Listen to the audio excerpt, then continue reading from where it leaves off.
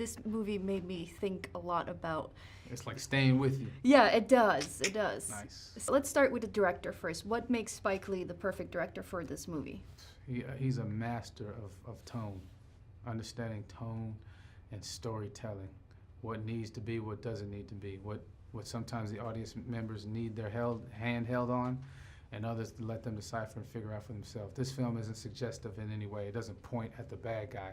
Doesn't even necessarily scream the issue. I mean, it's sort of up to the, I won't say it's obvious, I won't say that, but it's up to the audience to decipher that. It's really for the audience, even watching it. It's one thing when I got to, be a part of the process in delivering the story, but watching it, I realized like, man, you go through a range of emotions because of that, because of how non-suggestive I feel the film is, and I'm very proud of Spike for that. And it took and the writers who could have overly, manipulated the script for more, I don't know, buzz or more. They didn't. They left it alone. They really kept the story not simple but true, and that means it was more onus on the actors and the performers.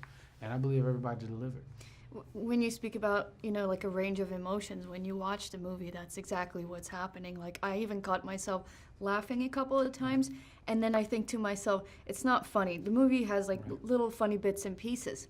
But I did the same thing, though. It's like, why am I laughing at that part? Isn't it, like, it makes you think, right? But I love that, what you said, and I love the reaction to that, even in France, like, where some of the laughter was coming, and then where there was dead silence, and then there were some cheers as well. I think that's what the movie experience should be all about, So what I'm saying that to say is, again, Spike's package and delivery of the message can only be done by him. He didn't hit you over the head with a message, or he didn't cheapen it with jokes and playing up the funny stuff or whatever. We didn't even know what that is. Oh, this is funny, so we'll make sure we play it that way. No. It wasn't that way. This is what happened, so let's play it how it happened. Let's figure out the energy and the space of the room and our partner and be authentic. And that, I think, was the best way to service the film. Also, I'm from Belgium, and if I tell people that this was based on a real story, it's almost very hard to believe. Yeah, I was the same way. I didn't believe until I read the book. And the guy who you play is still alive? Ron Stallworth, yeah. His wife gave me this pen. This is the book.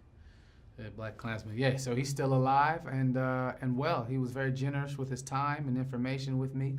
We talked a lot. I told him some stuff about my background. We got deep, and he told me all the life and what it takes to be a detective and what to look for, and just a lot of logistical and the tactics of an officer. But once we got into the emotions of what it was like and the experience of being a black man in Colorado Springs in the 70s, that was such valuable information, and informed me to be able to. It gave me more confidence to trust what I was doing when I got on set. And when you can trust and know what you feel like you're doing, you're open to the stuff that you can't plan for. Whether it be ad-libbing or just whatever your scene partner is giving you, then you can adjust and acquiesce to that. Because you're in a comfortable environment, which Spike has set for us in this true phenomenal story. There are a couple of moments in the movie where I think this cannot be real. Yeah. What are like some of the things that you discussed with him where you just went like, wow, I can't believe he really experienced this?